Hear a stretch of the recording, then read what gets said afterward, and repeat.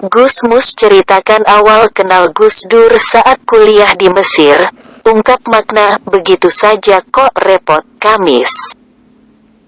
Tanggal 26 Desember tahun 2019 pukul 10.48 waktu Indonesia Barat. Gus Dur dan Gus Dur semasa muda. Tribunnews.com.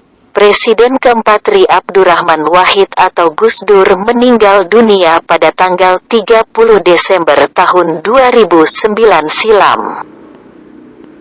Menjelang 10 tahun meninggalnya Gus Dur, sejumlah pihak menggelar Hail Gus Dur.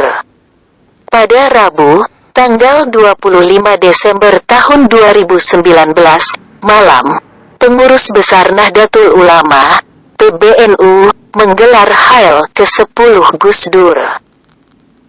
Sementara keluarga Gus Dur akan mengadakan Hail Gus Dur pada Sabtu, tanggal 28 Desember tahun 2019.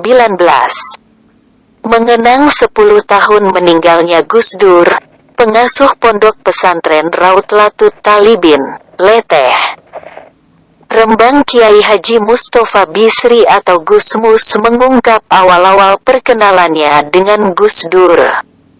Gus Mus.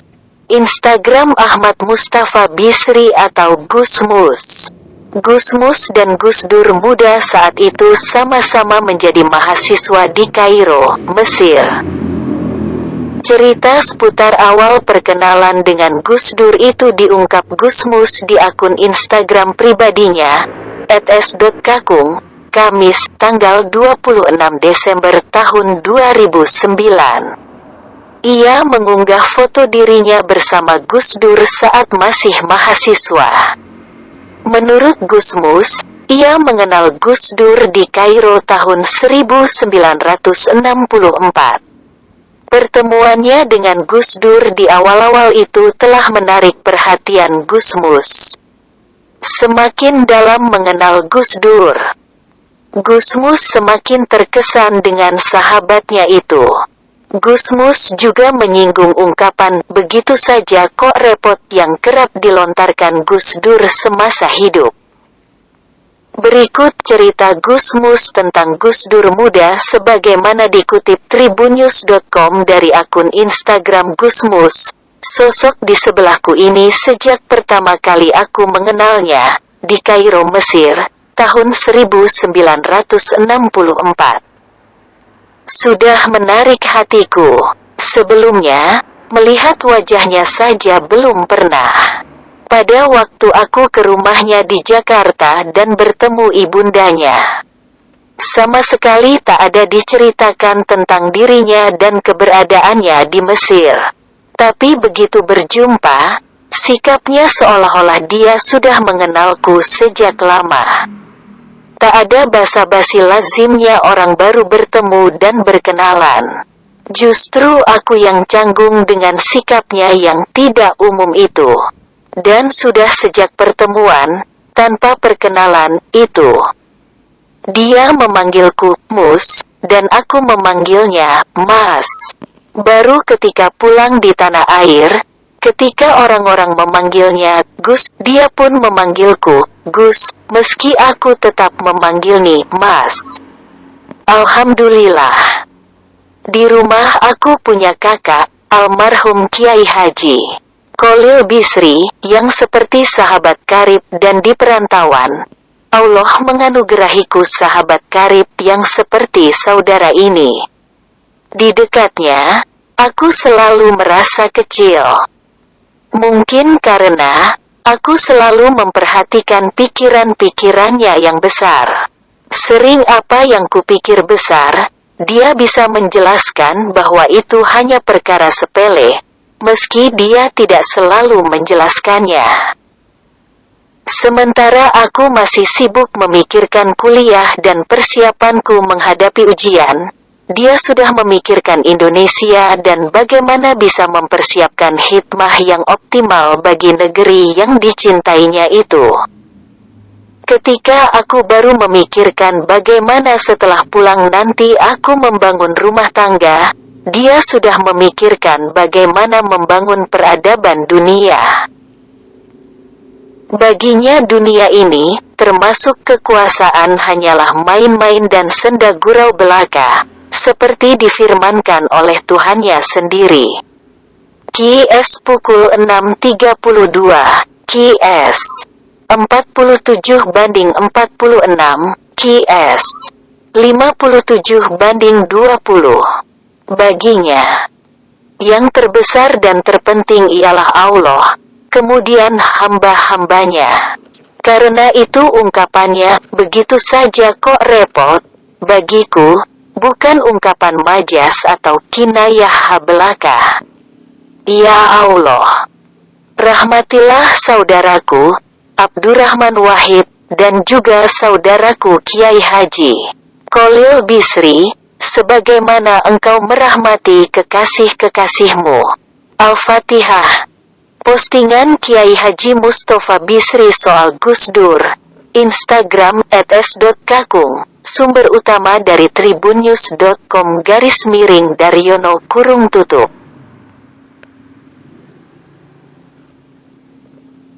جسميوز يتحدث عن التعرف على جسدور أثناء دراسته في مصر، ويكشف عن معنى علامة تنصيص مفردة معكوسة. علامة تنصيص مفردة معكوسة جست سوءت سترابل الخميس 26 من ديسمبر 2019 الساعة 10:48 بتوقيت غرب إندونيسيا. جوسي دوري وجوسي دور عندما كانا صغيرين.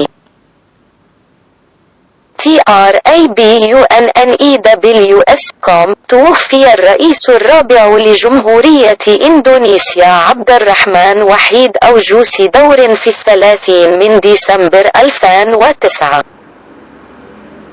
قرب الذكرى 10 لوفاة جوسي دور، عقد عدد من الحفلات شوطا لجوسي دور. عقد المجلس التنفيذي لنهضة العلماء مساء يوم الأربعاء 25 من ديسمبر 2019 الجولة 10 لجوسي دور. وفي الوقت نفسه ستعقد عائلة غوس دور شاحنة غوس دور يوم السبت 28 من ديسمبر 2019. في ذكرى مرور 10 سنوات على وفاة جوسي دور، كشف القائم بأعمال مدرسة روضة ثالبين الإسلامية الداخلية ليتي ورمبان KH مصطفى بصري أو غوسموس عن معرفته المبكرة بجوسي دور. غوسموس. انستغرام أحمد مصطفى بصري أو غوسموس. كان كل من جوسيموس وجوسي دور الشاب في ذلك الوقت طلابا في القاهرة، مصر. تم الكشف عن قصة المقدمة الأولية لام جسدور بواسطة جسميوز على حسابه الشخصي على إنستغرام @skakong الخميس 26 من ديسمبر 2009. قام بتحميل صورة لنفسه مع جسدور عندما كان طالبا. وفقا لام جسميوز، فقد التقى جسدور في القاهرة عام 1964. لفت لقاءه الأولي مع غوس دور انتباه غوسموس. كلما تعرف على جوسي دور بشكل أعمق، زاد إعجابه بصديقه. ألمح غوسموس أيضا إلى عبارة هذا هو مدى صعوبة الأمر التي اعتاد غوس دور أن يقولها خلال حياته. فيما يلي قصة جسميوز عن الشاب جسدور كما نقلها tribunnews.com من حساب جسموس's إنستغرام. الشخصية التي كانت بجانبي منذ أول مرة التقيت بها في القاهرة، مصر 1964 جذبت قلبي. لم أرى وجهه من قبل. عندما ذهبت إلى منزله في جاكرتا والتقيت بوالدته، لم يتم إخبارنا بأي شيء على الإطلاق عنه وعن مكان وجوده في مصر. لكن عندما قابلناه، تصرف كما لو كان يعرفني لفترة طويلة. لا يوجد حديث صغير، فعادة ما يلتقي أشخاص جدد ويتعرفون.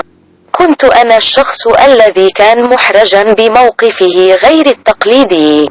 ومنذ ذلك الاجتماع بدون مقدمة دعاني مصح وأنا أسميته ماس. فقط عندما عاد إلى المنزل، عندما أطلق عليه الناس اسم جوسون، أطلق علي أيضا اسم جوسون، على الرغم من أنني ما زلت أسميه ماس. الحمد لله في المنزل لدي أخ الراحل كي اتش شولي البصري الذي يشبه الصديق المقرب، وفي الخارج لقد أنعم الله علي بصديق مقرب مثل هذا الأخ.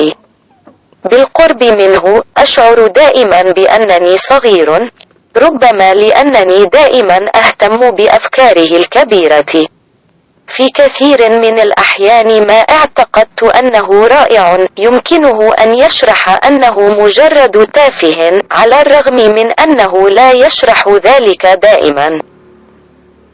بينما كنت لا أزال مشغولا بالتفكير في الكلية والتحضير لامتحانات، كان يفكر بالفعل في إندونيسيا وكيفية إعداد الخادمة المثلى للبلد الذي يحب. عندما كنت أفكر للتو في كيفية بناء منزل بعد عودتي إلى المنزل، كان يفكر بالفعل في كيفية بناء حضارة عالمية. بالنسبة له هذا العالم بما في ذلك القوة هو مجرد لعبة ومزحة، كما قال ربه نفسه. القرآن 36:32 قص 47 على 46 قص 57 على 20. وأعظم وأهم عنده الله ثم عباده. هذا هو السبب في أن تعبير هذا فقط كم هو مزعج بالنسبة لي ليس مجرد مجاز أو كناية. اللهم ارحم أخي عبد الرحمن وحيد، وكذلك أخي كي اتش شولي بصري كما ترحم أحبابك. الفاتحة. مشاركة كي اتش مصطفى بصري حول قصدور انستغرام @s.kakong. المصدر الرئيسي من tribunnews.com/دارين أغلق قوس.